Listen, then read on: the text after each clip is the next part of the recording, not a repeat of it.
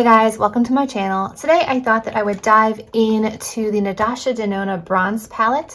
I am aware that she's come out with a few palettes since then. As of when I'm filming this, I have ordered the Zendo palette. You guys will probably see it after I've already gotten the Zendo palette. So I will be sure to do a tutorial on that one if it isn't already up. But I've been on the fence about this one for a while because when I saw the pictures, I thought it was pretty much all the same tone metallics. They're all bronzy tone metallics, as the name would suggest. And I thought that I would be limited in what kind of eye looks I would be able to create with this palette. But I've thought that before with other Denona palettes, and I was proven wrong. So when I saw this on the Mercari site at a big discount, I figured I would jump on it and give it a chance. So if you guys would like to see swatches, see an eye look using this palette, and hear my thoughts, because I have had this in my possession for several weeks now and I have been using it. So if you'd like to hear about all that, then just keep watching.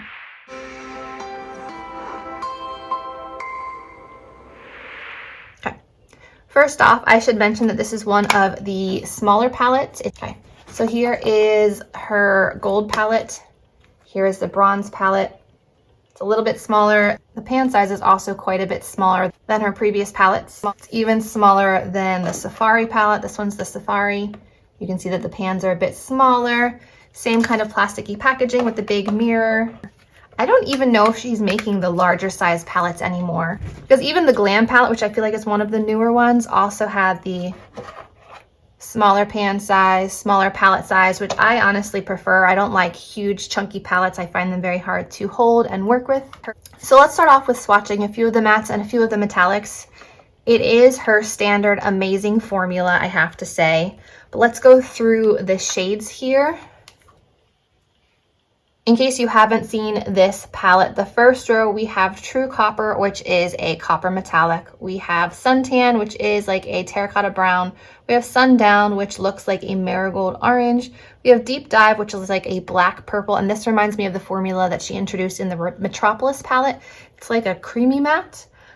This one is Rhodium, which is again, like a black purple with a bit of shimmer to it. Magma is like a typical terracotta. We have High Degree, which is what do you want to call this?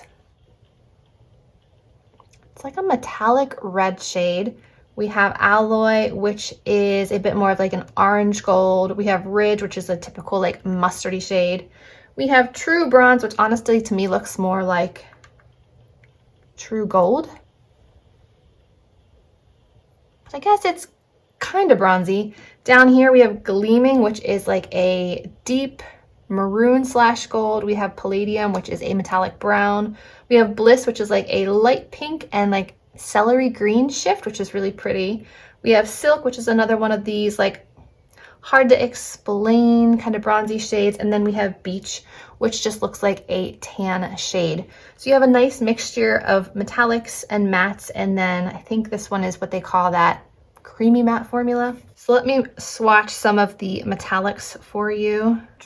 This is what they look like. We have True Copper, which is the very first one, a very orangey copper. Then we have Alloy, which I said is like that yellow or orange gold one.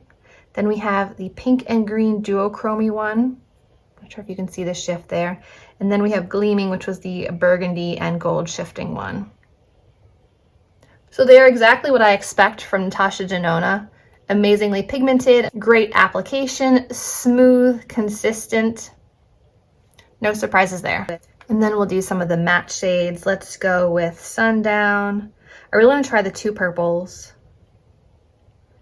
And then the red. So here are the mattes here. First we have Suntan. Then I grabbed Deep Dive, which is that blackened purple, and it does have just like a hint of sheen to it, but it's not metallic. Then we have Rhodium, which was that purpley shifty color, which I don't see a whole lot of shift, but it definitely is lighter than Deep Dive. And then finally we have Magma, that deep terracotta color, which actually looks to be a bit darker than I was expecting. So that would actually be a really nice shade for deepening up an eye look. So what I think I'm going to do is I'm going to hop off and do one eye look and kind of figure out the vibe I'm going for, and then I'll hop back on and show you how I achieved that look. So see you in a second. Okay, so this is the look that I came up with on one side. I ended up using a lot of the shades, so let me walk you through it. I started off with Ridge, this kind of camely shade in the high crease, almost up to the brow bone.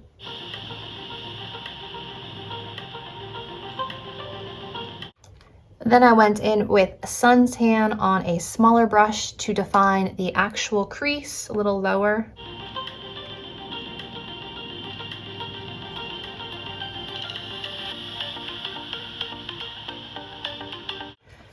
Then I went in with this one here, Magma, focusing it on the outer corner.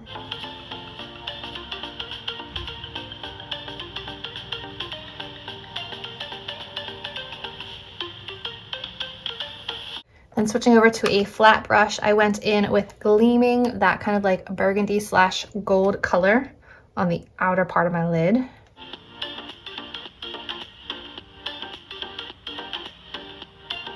And I wiped off my brush and I went in with Bliss, this pink green kind of duochrome shade for the inner part of the lid. And these are applied dry.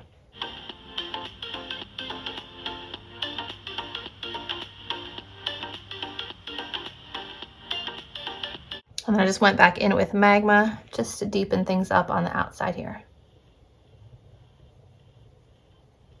And then taking a little liner brush, I went into Deep Dive along the lash line.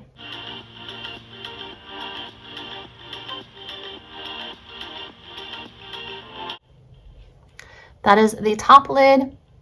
I'm going to go ahead and finish up the rest of my face makeup, finish up the lower lash line, and I'll be back to show you how the makeup turned out when it's all finished. So I'll see you in a bit. Okay guys, the eye makeup is complete. I went ahead and just put a little bit of Ridge, Magma, and Deep Dive along the lower lash line, and then I applied a concoction of mascaras. These two right here. This one is great for separating, and this one is great for volumizing and fully coating. So I always use at least 2 mascaras, if not more, to get really full black fluffy lashes. I like the end look, but I feel like you're not going to get a whole lot of varieties from this palette. You're either going to get like a matte sunsetty look with the matte shades, or you're going to get like a bronze fading to purple, bronze fading to red. There's no dark brown, there's no bright color. Like I had a hard time figuring out what color to go in with to kind of start my look because there aren't really any light tones in here. There's no brightening tones for an inner corner or a brow bone. So I would probably say that this palette is one that I would personally pass on. It just doesn't have enough variety for me, and that's kind of been the experience I've had over the last couple weeks of trying this palette, is that my looks always end up looking like some variety of this. Mustardy, warm reds in the crease, the purple in the lash line, and some sparkle on the lid, whether it's the bronze or this pinky shifting color. There's no champagne, there's no super bright gold or like a really, really cool tone bronze. Like there just isn't much variety in this palette. So if you personally love these tones and you wear them every single day, this would definitely be a palette you get a lot of use out of. But for me, I need something that has a brighter shade. I need something that has a bit more variety. So it's a good palette. Good quality. Is it worth the $65 that it costs retail? Probably. Her shadows are amazing. The mirror is great. The packaging is very sturdy. These are going to last you for a while if you sanitize them and take care of them. I have had my Denona palettes for years and I still love the formula. They haven't dried out on me. So they are definitely good quality and they will last for quite a while. But me personally, this is not a color story that I will be reaching for every day just because there isn't enough variety for me. So is the look beautiful? Yes. Am I happy with what I created? Yes, I am. Those are just my thoughts on this palette. Hope you guys enjoyed, and I'll see you in my next video. Bye, guys.